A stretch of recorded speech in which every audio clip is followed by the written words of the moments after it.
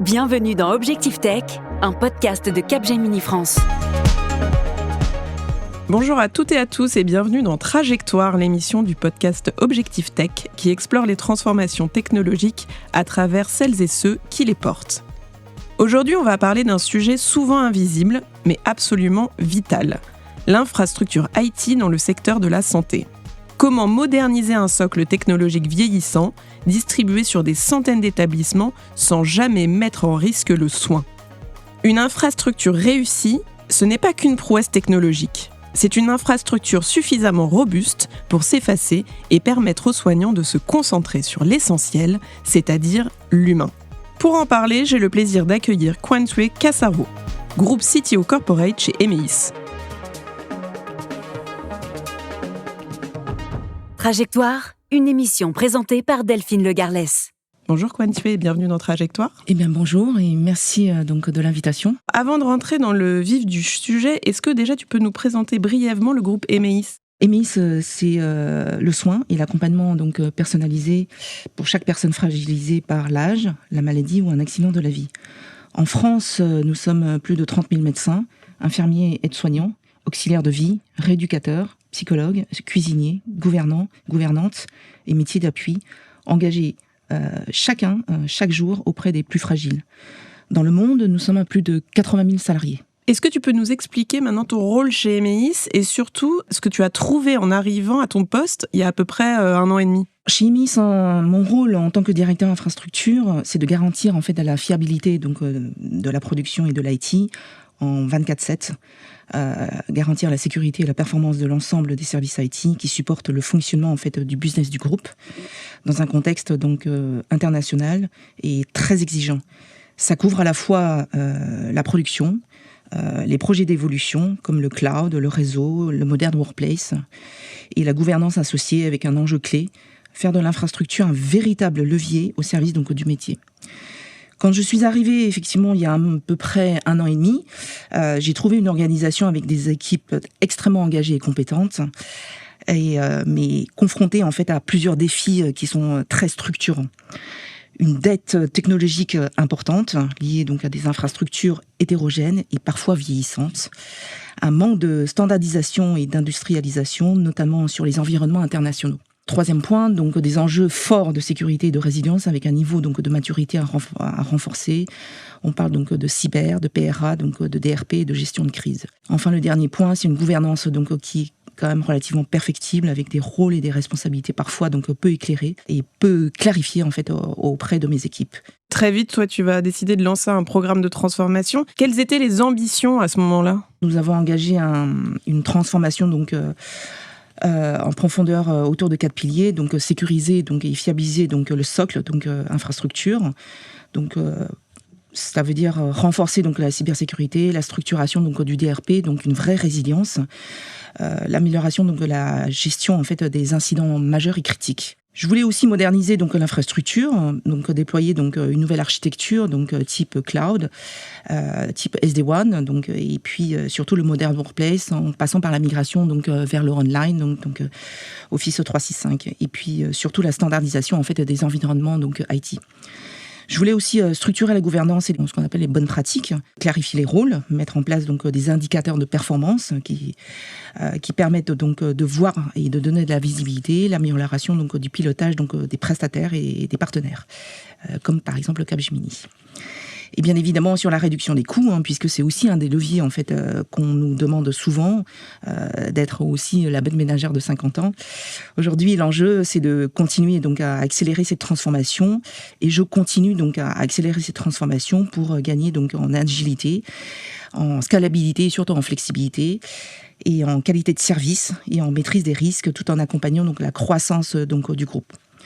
Donc mes 4 piliers sont effectivement la modernisation donc de l'infrastructure, la résilience donc avant tout pour les établissements, donc on parle de 1100 établissements donc en worldwide, la réduction des coûts, la simplification donc du modern workplace, et donc effectivement donc dans un contexte donc multi-pays, et surtout rendre la technologie complètement invisible pour les soignants. Ouais, donc tu viens de le dire, Emeis était confronté à des sujets de transformation très ambitieux autour de la modernisation du workplace, de la connectivité, de la résilience IT. Comment on réussit à trouver dans ces cas-là l'équilibre entre faire fonctionner le récurrent, donc la disponibilité du service, et mener ces chantiers de transformation ? Au départ, en fait, ça n'a pas été forcément très simple, mais on a travaillé donc en équipe et puis donc avec notre partenaire Capgemini. Et avant tout, bien évidemment, on a sécurisé le run parce que le run est quand même très important en fait pour nos 1100 établissements. Et il a fallu aussi clarifier donc les priorités, organiser les équipes pour ne pas opposer en fait exploitation et transformation. L'objectif n'a pas été de choisir, mais de piloter en fait de manière intelligente en fait les deux en parallèle. Et tu le disais au début, donc vraiment, vous répondez à des besoins autour de la santé. La technologie, l'infrastructure, c'est quelque chose. Mais dans la transformation, qu'est-ce qui a pu changer au quotidien pour les soignants ? Alors, clairement, en fait, ce qui a été au-delà de la technologie, j'ai envie de dire, l'objectif n'a pas été de transformer, en fait, pour transformer, mais d'avoir un impact vraiment concret pour nos soignants sur le quotidien donc des soignants qui sont vraiment au cœur de notre activité, de notre business. Et concrètement, cette transformation a permis en fait 3 évolutions majeures. La première, c'est plus de simplicité donc au quotidien, avec cette modernisation donc ce qu'on appelle du workplace, donc du poste de travail et des outils digitaux. Les soignants, les médecins, les infirmiers accèdent beaucoup plus facilement en fait aux informations qui sont nécessaires donc à travers nos patients, avec des environnements qui sont beaucoup plus fluides, qui sont beaucoup plus rapides, beaucoup plus homogènes. Moins de complexité technique, parce que l'idée, c'est aussi effectivement dégager du temps pour nos soignants et qui passent pas en fait leur temps à faire des clics. Voilà, donc ça, c'était le plus important. Donc, la simplicité. La deuxième, c'est, j'ai envie de dire, une meilleure continuité de service, parce que le renforcement en fait de la connectivité et la résilience en fait IT permet d'éviter donc ce qu'on appelle des dégradations, des interruptions de service. Et concrètement, ça signifie effectivement des outils qui sont beaucoup plus disponibles, beaucoup plus résilients. Et c'est ce qui est essentiel en fait dans les environnements où vraiment chaque minute compte pour nos patients et la sécurité de nos patients. Le troisième pilier, donc, c'est plus de fiabilité et de sécurité des données, puisque nous traitons quand même des données de santé qui sont quand même très sensibles.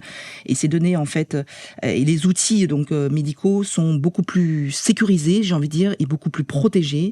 Et c'est ce qui renforce en fait la confiance et la qualité en fait de la prise en charge donc de nos patients au quotidien.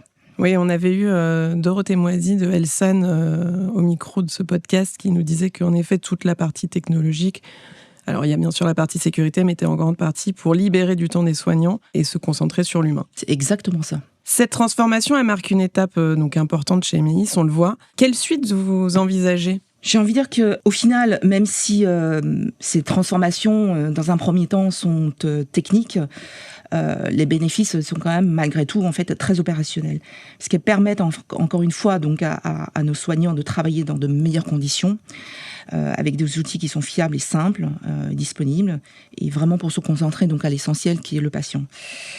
Donc, on parle donc de continuité de service, on parle donc de réduction des incidents, on parle de la libération donc du temps pour se concentrer sur l'humain, et puis la technologie, bien évidemment, encore une fois, doit être donc au service en fait de l'humain. L'objectif, donc, effectivement, encore une fois, je le répète et je le répète, est quand même très très clair. C'est ce qui permet donc à nos soignants en fait de se concentrer avant tout sur le patient et non sur l'informatique, tout en répondant aux exigences réglementaires, puisque nous sommes dans la santé, donc il y a beaucoup de réglementations, comme HDS, ISO 27001, et de fiabilité, donc qui est toujours beaucoup plus forte. Donc on le voit, cette transformation marque une étape importante pour Emeis. Qu'est-ce qu'on envisage justement après cette transformation ? Alors, effectivement, cette transformation n'est pas une fin en soi. Donc j'ai envie de dire que c'est une V1. Mais pour autant, c'est une étape en fait qui est quand même extrêmement structurante. Elle nous a permis en fait donc de poser donc des bases qui sont solides. Et la suite consiste maintenant à capitaliser, à accélérer donc la transformation. Donc on va continuer, j'ai envie de dire quelque part, à élever le niveau donc de maturité de notre socle donc IT. On va poursuivre donc les efforts donc de résilience qui sont pas finis. Bien évidemment la sécurité de nos données et puis la qualité de service avec un objectif qui est très clair, c'est atteindre donc un niveau d'excellence opérationnelle. durable et homogène, donc à l'échelle du groupe, pour soutenir en fait notre business. J'avais aussi envie d'accélérer la création de valeur pour nos métiers, pour les métiers donc de nos soignants. À la fois donc capitaliser sur un socle modernisé. L'enjeu est effectivement d'aller plus loin donc dans l'accompagnement donc des usages, digitaliser donc les parcours, parce qu'aujourd'hui effectivement je trouve qu'il y a encore beaucoup de papier, et la digitalisation est au cœur effectivement donc pour j'ai envie de dire libérer donc du temps pour nos soignants, une meilleure exploitation donc des données, et surtout une mise à disposition toujours beaucoup plus simple et beaucoup plus performant en fait pour le terrain. Et puis surtout gagner en agilité, en capacité d'adaptation, parce que on veut une infrastructure en fait qui soit capable d'accompagner rapidement en fait les évolutions donc du groupe, qu'elles soient organisationnelles, j'ai envie de dire réglementaires, ou liées à la croissance internationale, puisque on a quand même 20 pays donc dans le monde, et ça se passe évidemment avec beaucoup plus, j'ai envie de dire, d'automatisation, plus de standardisation, et puis un pilotage toujours plus orienté valeur. Et pourquoi pas de l'IA derrière. C'est une transformation en continu finalement. Exactement. C'est au quotidien. Merci beaucoup Cointier d'être venu répondre à nos questions. Merci beaucoup. Merci à toutes et à tous de nous avoir écoutés. N'oubliez pas de vous abonner à Objectif Tech sur votre plateforme de streaming préférée pour ne manquer aucun épisode. À très vite pour une nouvelle émission.